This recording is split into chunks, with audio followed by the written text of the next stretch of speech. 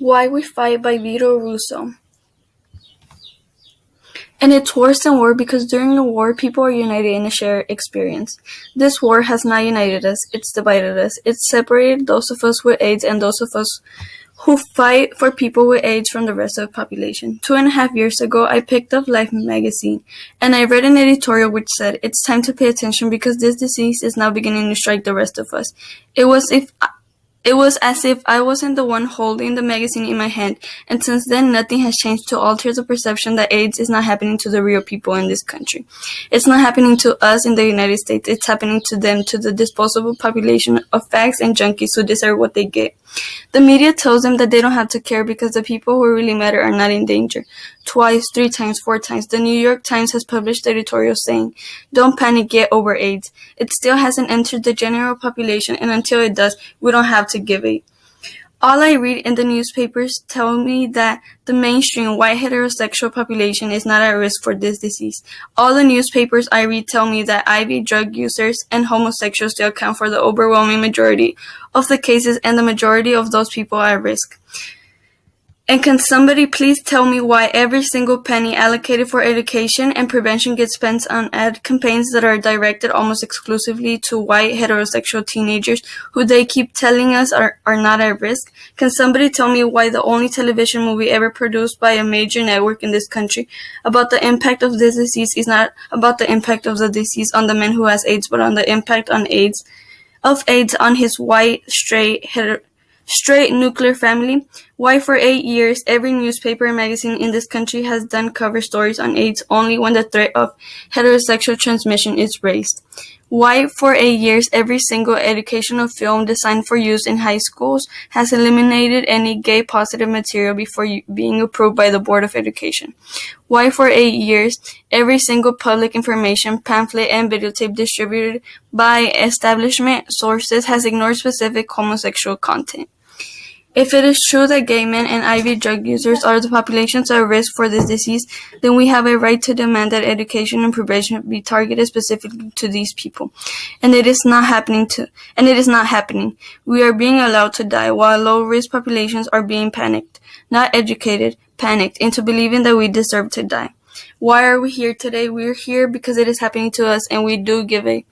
And if there were more of us and less of them, AIDS wouldn't be what it is at this moment in history. It's more than just a disease, which ignorant people have turned into an excuse to exercise the bigotry they have always felt.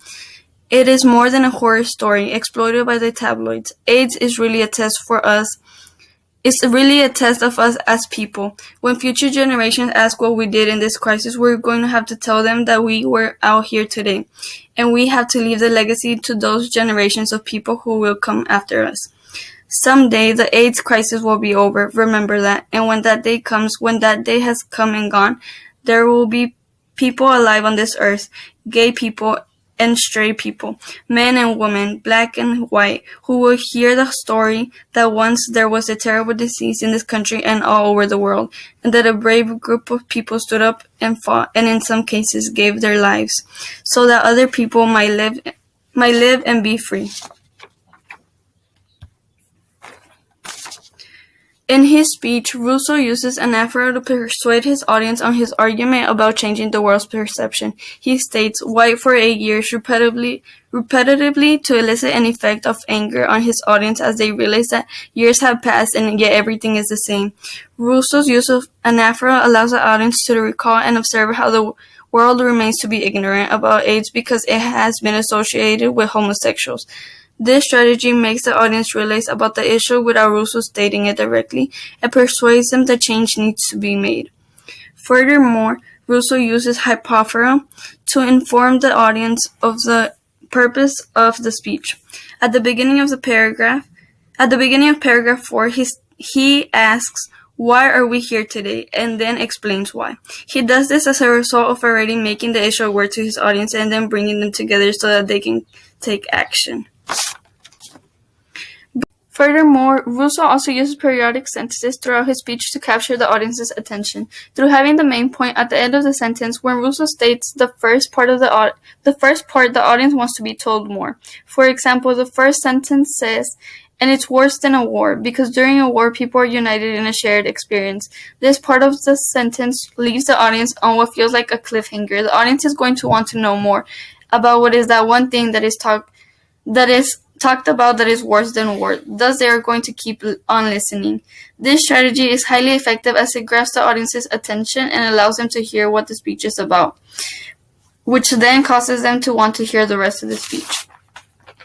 Additionally, Russo's parallelism in his speech allows the audience to understand his argument. His use of parallelism in his first paragraph emphasizes his argument on how nothing is being done over the disease because it doesn't affect the predominant population. This strategy, as it is being repeated, serves to make his argument clear to the audience, thus the audience can understand the motives of the speech. Russo's use of periodic sentences and parallelism grasp and present a clear argument to the audience.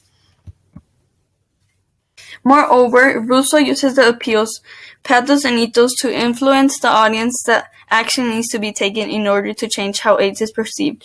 Russo uses pathos in the third paragraph to instill fear to the audience. He claims that they will die as a result of not being informed on the dangers of the disease. He does this so that the audience demands to be informed on the disease, and as a result, the rest of the population can also be informed. In addition, in the last paragraph, he envisions a world where both homosexuals and heterosexuals are united and have fought against AIDS. He creates this picturesque scenery so that the audience can fight to achieve that united world as envisioned. Russo also uses ethos in the fourth paragraph to appeal to the audience's ethics and values that will later be instilled on their children. He does this to make the audience feel guilty about not taking action to change how AIDS is perceived. Both the use of pathos and ethos motivate and encourage the audience to take action to be informed on this disease. Through the use of the devices used, Russo creates a exceedingly motivating tone to cause those who are affected to see the injustices faced and insist for change. Throughout his speech, Russo uses multiple devices, and this creates the speech to be effective in persuading his audience to take action against the current perception on AIDS. Also, this speech is unique in the fact that no one really talks about the struggle that people have gone through to be informed on AIDS. You should vote for me because it was this speech that has led us to be informed on these diseases that affect a majority of the population today.